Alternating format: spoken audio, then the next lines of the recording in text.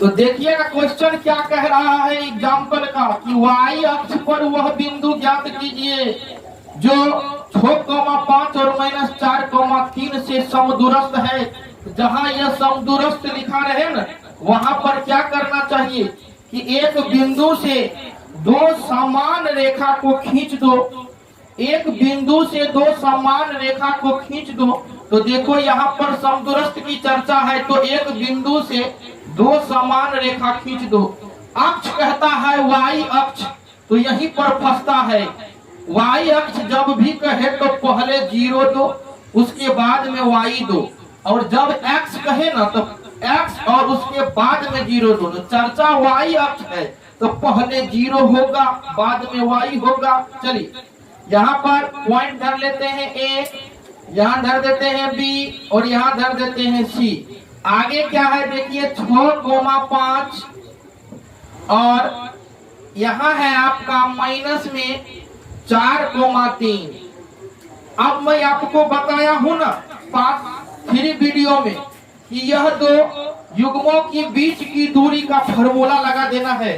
तो दो युग्मों के बीच की दूरी का फार्मूला का ट्रिक मैं बताया था कि नहीं, याद कर लो ना। 12 अरे x में भी 12 और y में भी 12 डिस्टेंस फार्मूला। अब आगे क्या होगा कि AB अब बराबर में क्या है देखिए ना AC है। अब AB दूरी सूत्र में मैं अभी क्या बोल रहा हूँ 12 बोल रहा हूँ। जब किताब में देखिएगा ना तो ऐसा फार्मूला नहीं मिलेगा आपको, मैं अपना ट्रिक से मैं आपको बता रहा हूँ।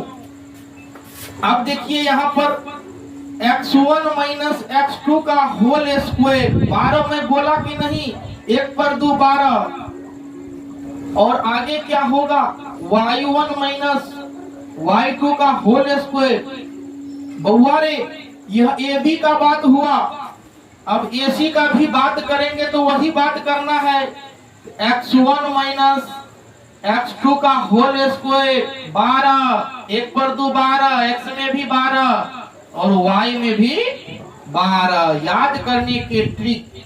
अब क्या दिमाग में आ रहा है, यह रूट को देखने के साथ क्यों दिमाग घसक रहा है, यह रूट यह कट जाएगी। आगे में यहाँ पर मैं आपको बताया हूँ क्या होगा x1, y1 और ये होगा x2, y2। यहाँ भी करेंगे x2, y2। अरे भूल से फ्री मत करना, नहीं तो दिमाग तुम्हारा फ्री हो जाएगा, गलत हो जाएगा, समझ में नहीं आएगा। इसको थ्री कब करना है, जब इस सरल रेखा को ज्वाइन करेंगे। समझ रहे हैं कि नहीं समझ रहे हैं, पूरा समझ में आ रहा है ना। आप देखिए आगे में x1 का मान कितना है, तो देखो 0 है। अब माइनस में दिखाई नहीं पड़ता है, ये कत्तो शैल है x1, ये 0 कत्तो शैल है, x1 का मान 0 है। आप देखिए यहाँ पर x2 है, x2 का मान देखिए छोट है, आपको समझ में आ गया होगा। आगे में देखो प्लस है, y1 का मान देखो क्या है, y है, माइनस y2 का मान देखो आगे में 5 का स्क्वायर करेंगे। तो AB का बात तो मैंने कर लिया है।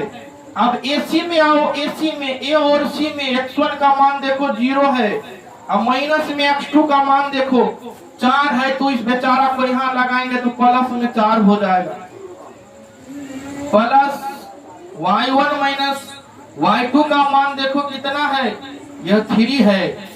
अब आगे में क्या है, 6 का स्क्वायर है, तो क्या लिखोगे 6 के 36 लिखोगे, a स्क्वायर तो y स्क्वायर, अब प्लस b स्क्वायर तो 25, अब माइनस 2ab 2 गुना y गुना 5, कमजोर स्टूडेंट के लिए 10y, यहाँ 16 होगा, y स्क्वायर मतलब a स्क्वायर, अब b स्क्वायर का मतलब 3 के स्क्वायर, अब माइनस 2ab तो 2 गुना y गुना 3 तो 6y। अब क्या समझ में आ रहा है कि y स्क्वायर से y स्क्वायर कट जाएगा कि नहीं कट जाएगा। 36 और 25 को जोड़िएगा तो 61 नहीं होगा है। उसके बाद में माइनस में यहाँ है आपका 10y, अब बराबर में 16 9 25, अब माइनस में 6y नहीं होगा। जाति को एक साथ कर दीजिएगा कि नहीं, 61 माइनस में यहाँ देखिए 25, अब बराबर में माइनस में 6y और इधर क्या है माइनस में 10y। मैथ क्या कहता है पता है कि तुम मुझे छोड़ दोगे ना तो मैं तुम्हें छोड़ दूंगा। मैथ कहता है कि तुम मुझे छोड़ दोगे ना तो मैं तुम्हें छोड़ दूंगा। बात करते हो ध्यान रखने का, और जब भी तू माइनस प्लस बोला ना तो तेरा जिंदगी बर्बाद कर दूंगा। हो जाता है इससे। तो इसीलिए माइनस और छोड़ना नहीं चाहिए। यहाँ है माइनस 10y तो इधर हो जाएगा प्लस में 10y। आगे क्या होगा 61 में से 25 घटेगा तो बताइए कितना होगा। 61 में से 25 घटेगा तो कितना होगा बोलो। 36 होगा। कितना होगा 36। एगो आदमी था वो हमेशा मोबाइले चलाता था तो उसको गुना और भाग करने में बड़ी दिक्कत होता था, इसीलिए अभी हो रहा है आप लोगों। और आगे करेंगे तो यहाँ पर कितना होगा 4y नहीं होगा।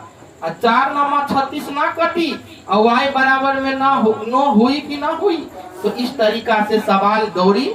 नेक्स्ट वीडियो में मिलते हैं क्वेश्चन नंबर 8 जो बार बार पूछा गया है। तब तक के लिए किताब निकाल के पढ़ते रहो। धन्यवाद।